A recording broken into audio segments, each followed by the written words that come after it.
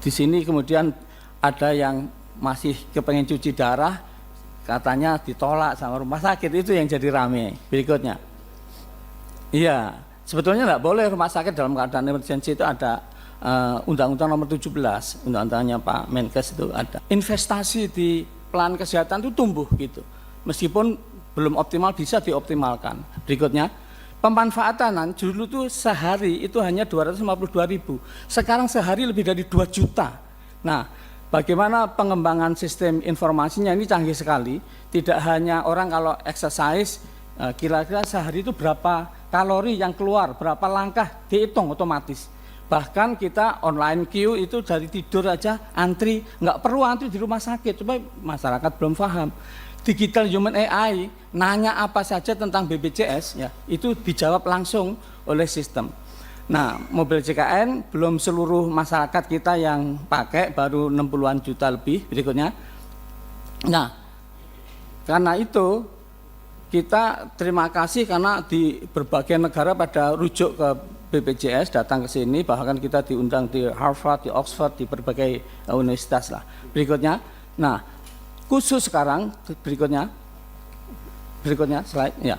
Kita bahas, tadi sudah sampaikan Pak Mensos, tapi intinya itu dari Kementerian Sosial dulu, yang sosial datanya dari BPS. Kementerian Sosial, nah ini ke Kemenkes lalu didaftarkan ke BPJS, intinya seperti itu. BPJS didaftarkan lalu diaktifkan atau nonaktifkan kayak gitu. Berikutnya, nah ini frontnya. Nah, sebagaimana disampaikan Pak Mensos tadi, dulu sudah pernah di Mei ke Juni itu memang agak rendah ya, 96, karena dinonaktifkan 13,5 jutaan itu. Tapi tidak rame waktu itu karena ya mungkin masyarakat jadi lebih tepat ya, siapa yang desilnya itu dapat dan siapa yang nggak dapat kayak gitu. Berikutnya, nah ini yang SK 3 HUK 2026 yang menjadi acuan. Memang tanggal 22 Januari itu tanggalnya, di Kemenkes diterima BPJS itu sekitar tanggal 26 atau 28.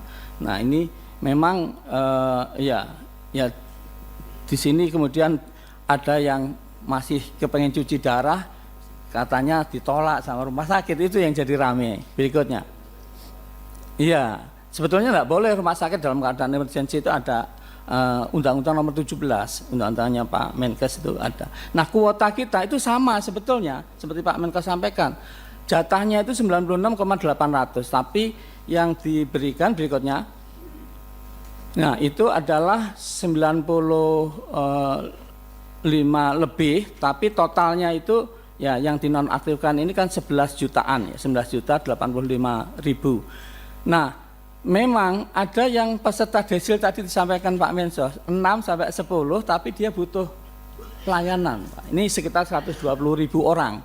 Nah, itu yang kemudian tadi sudah ada SK Menkesnya sebagai perlindungan hukumnya. Nah, kalau di situ bisa, karena aturannya sebetulnya ini kan untuk yang desilnya itu 1/4 lah kayak gitu, 1 sampai 4. Berikutnya, nah ini mekanisme reaktivasi peserta PBI. Jadi kalau peserta yang dinonaktifkan tadi berbasis pada SK Pak Mensos 03, terus kemudian di Kemenkes, nah itu kita bisa ada surat keterangan yang membutuhkan layanan. Nah, lalu diurus di Dinas Sosial. Dinas Sosial melakukan download format surat rekomendasi Dinsos, lalu mengisi dan melengkapi surat rekomendasi ya, Dinsos, melakukan upload, dicek di Kementerian Sosial, ini oke, ya, lalu kasih BPJS aktifkan, selesai kayak gitu. Ya, jadi kalau tadi DPR dan pemerintah sepakat bahwa selama 3 bulan seluruh layanan kesehatan termasuk yang PBI itu dibayarkan oleh pemerintah. Tadi sudah sepakat, ini yang bagian bayar-bayar sudah oke, gitu. Sambil kemudian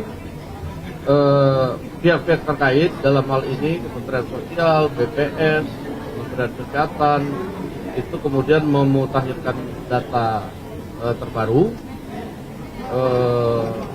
dengan pembanding yang terbaru. Ya. Jadi kalau Presiden cara transformasi bangsa kita mulai dari transformasi data. Untuk keperluan itu Presiden menerbitkan Inpres nomor 4 tahun 2025 yang harus jadi pedoman bagi seluruh kementerian, lembaga, pemerintah daerah dalam menyalurkan subsidi sosial maupun bantuan sosial. Salah satu diantaranya adalah bantuan untuk penerima bantuan iuran atau PBI. Sudah ditentukan alokasinya 96,8 juta setiap tahunnya, di mana ini dibagi ke seluruh daerah.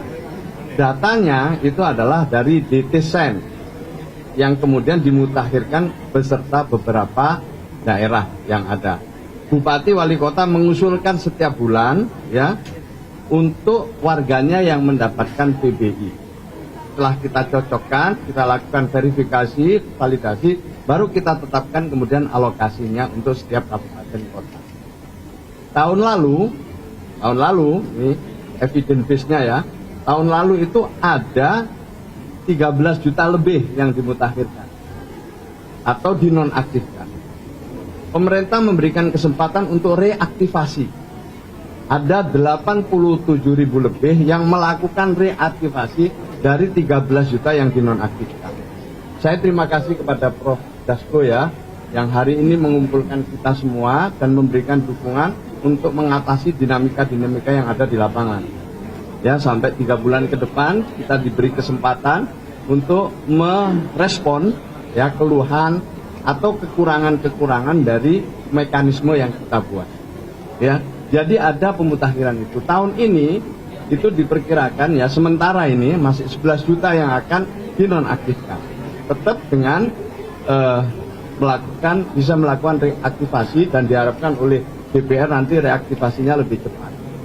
Yang kedua disepakati tadi untuk yang penyakit-penyakit kronis yang membutuhkan perawatan berkelanjutan seperti cuci darah, otomatis tidak boleh ditolak oleh rumah sakit dan langsung nanti pembiayaannya dibiayai oleh pemerintah. Saya kira itu tambahnya dan saya terima kasih dukungan yang luar biasa hari ini untuk kita semua. Kita minta dukungan transformasi data itu didukung oleh masyarakat luas. Masyarakat luas boleh melakukan verifikasi, validasi, boleh melakukan usul dan sanggah melalui saluran yang kami buat, diantaranya adalah aplikasi Cek Bansos 021121 021171 untuk call center dan juga ada WA center. Jadi semuanya kita ajak untuk melakukan pemutakhiran. Cukup itu dulu Pak Menteri. Saya cuma tambahin sedikit, tadi pertanyaannya tambah 11 juta jadi gimana? Ya bertambah 11 juta, tapi kan 3 bulan. Kemudian ini kan akan dikasih waktu. Kalau habis ya habis, kalau bisa pemutakhiran. Jadi dalam jangka pendek akan ada jumlah lebih dari yang 98 juta itu. Tapi setelah 3 bulan kan akan balik ke level yang semula. Ini hanya untuk memberikan waktu kepada mereka, ya jangan kaget lah. Atau kalau mau bayar sendiri, jadi tercover, bisa tercover betul. Jadi yang kemarin kan nggak adilnya kenapa? Karena tiba-tiba di bulan Februari ada 11 juta satu bulan, kan kaget semua. Karena belum ada pentahapan yang terukur waktunya. Sebelum-sebelumnya kan cuma 1 juta, 2 juta, paling banyak 5 juta, tapi nggak satu bulan. 1 bulan 11 juta kan 10%, tiba-tiba nggak bisa dapat akses, ya pasti ada yang banyak yang kena. Yang menimbulkan kemarin mungkin banyak protes ya. Ini diperbaiki dengan sistem tadi. Nanti ke depan 3 bulan, kalau dia nggak masuk ini dia akan diberitahu 3 bulan sebelumnya. Jadi sosialisasinya akan ditingkatkan lebih baik lagi.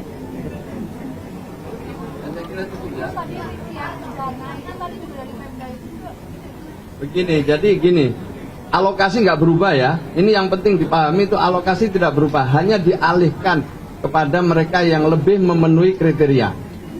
Yang kedua, di samping itu APBD daerah, kabupaten kota maupun provinsi juga memberikan dukungan untuk PBI ini dalam bentuk bantuan daerah. Ya. Jadi sebagian yang dinonaktifkan itu di cover oleh daerah bagi yang daerahnya sudah UHC, Universal Health Coverage. Ya. Juga ada yang beralih ke mandiri. Jadi di sini juga ada yang beralih ke mandiri.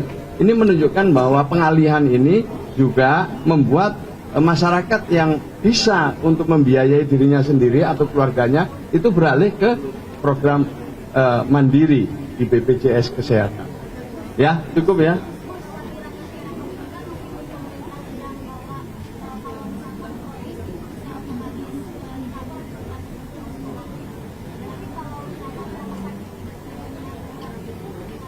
Ya, tadi sudah Pak Dasko sudah menyampaikan ya, 3 bulan ke depan ini akan dijamin. Jadi untuk itu jangan ada rumah sakit yang menolak. Menurut saya Menteri Kesehatan juga udah ada jelas itu, undang-undangnya ada, peraturannya ada, tidak boleh rumah sakit menolak pasien. Siapapun pasien itu tidak boleh menolak pasien. Untuk itu ini himbauan kepada rumah sakit, jangan ada rumah sakit yang menolak pasien. Soal pembiayaan, pemerintah dan DPR sepakat untuk akan memberikan dukungan, dan itu nanti kita bisa lakukan hitung-hitungan bersama BPJS. Saya kira ini jaminannya. Ya, itu kan berdasarkan desil. Desil 1 itu adalah miskin dan miskin ekstrim. Desil 1 itu udah pasti miskin dan miskin ekstrim. Nah, sementara yang dibiayai ini sebenarnya sampai kelompok rentan di desil 4 dan 5. Sebenarnya udah luar biasa alokasi pemerintah itu. Sudah luar biasa. Belum lagi tambahan dari daerah. Jadi sudah luar biasa. Menurut saya ini kita harus dukung secara bersama-sama ya. Sudah cukup besar anggaran yang diberikan. Terima kasih, Prof. Terima kasih. Terima kasih. Oke, makasih ya. Yuk. Data Dewan Ekonomi Nasional menunjukkan misalnya program PKH dan bantuan sembako yang melalui Kementerian Sosial itu ditengarai 45% tidak tepat sasaran. Maka selama 1 tahun ini kami melakukan konsolidasi dengan BPS dan pemerintah daerah untuk menghadirkan suatu data yang lebih akurat, memenuhi kriteria, sehingga bansos kita tepat sasaran. Subscribe, share, like, and comment. Subscribe, share, like, and comment. Subscribe, share, like, and comment.